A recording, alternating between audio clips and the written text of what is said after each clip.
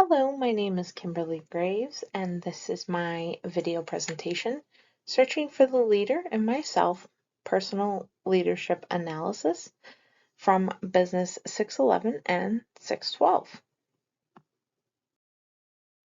So my view on leadership. So what I look for in a leader is I do look for some traits. I want my leaders to be honest. I want my leaders to be fair. I want them to be respectful, and I want them to be caring. And I also look for more relationships than tasks, so I'm more relationship oriented. So when it comes to the behavioral approach, I appreciate relationships more than tasks. And I actually want to see servant leadership. And I'll explain why that's important to me later. So how I define leadership, my personal definition, is the act of guiding a group of people within an organization by helping them achieve goals. And I arrived at this definition not only from everything that we've talked about in class, but also the leaders that have influenced me in my life, and they are pictured there. Walt Disney on the left and Ruth Bader Ginsburg on the right. Walt Disney, because he always did challenge his people to not only think outside the box, but also go above and beyond. And he persevered during a time when nobody thought he could. And he was always dreaming. One of his most famous quotes is, "If you can dream it, you can do it." And I don't ever want to stop dreaming. And then he also led by example. He didn't just tell, he did. And that was always one of the things that people said most about him. And then Ruth Bader Ginsburg, for women, she has been just a huge role model. She hit that glass ceiling and shattered it. She just went so far for women and made us believe that we can do anything. And she always advocated for women's rights. So just to look at the trait approach, there are some traits that I feel are essential for leaders to have. I've kind of already talked about a few, but they are integrity, fairness, authenticity, respectfulness, and perseverance. So I think those are important because those are all traits that I believe lead to good relationships for leaders.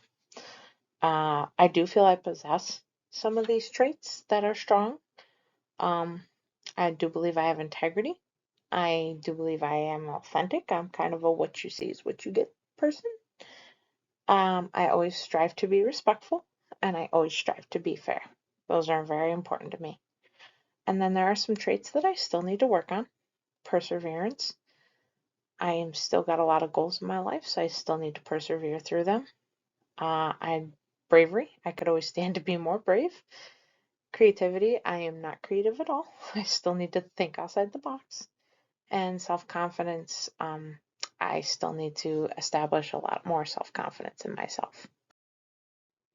So just to look at the behavioral approach real quick, because this is important to me as well. I did score high in relationship behaviors over tasks. I believe I mentioned that, but not that I didn't score high in tasks. I did just a little bit higher in relationship behavior, so I'm more relationship oriented. And this connects very well to inclusive leadership because inclusive leaders build relationships, and then by building those relationships, they make others feel included. And then the big one for me is servant leadership. So, do I consider to be myself to be a servant leader? For the most part, yes, and I'll explain. I always feel the need to put others first. I always want to please others, make others happy, and I always want to help people learn and grow. However, at this point in my life, I would not ignore my own thoughts and feelings. I still have a lot to say, and I still want to be heard. But that doesn't mean I don't consider myself to be a servant leader because I've put others before my own thoughts and feelings still. There are some characteristics of a servant leader that I do value, and those are strong decision-making skills. So I sometimes still waver when it comes to making a decision. Emotional intelligence, so understanding the needs of others, that is something that I still need to very much work on.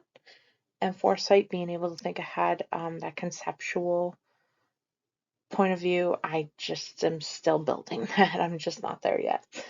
And why I think being a servant leader is not so bad. I know some people don't really look too kindly to it, but I actually think it's great. And that is because servant leaders value the relationships they build with their followers and they care more about people than tasks. Not that tasks are not important again, but people are what make the world go round. So, just to kind of wrap things up here, what I have learned about leadership, oh, so very much. I don't think I have enough time to go into all of it, but definitely one of the big things is I still look for traits and I value relationships over tasks. What obstacles could I face in the future as a leader? Well, I'm a female, so gender is going to be a big one. Still need that, break that glass ceiling or overcome the glass cliff. Technology will also play a big role for leaders in the future, so we do need to overcome the technology aspect and um, lack of face to face.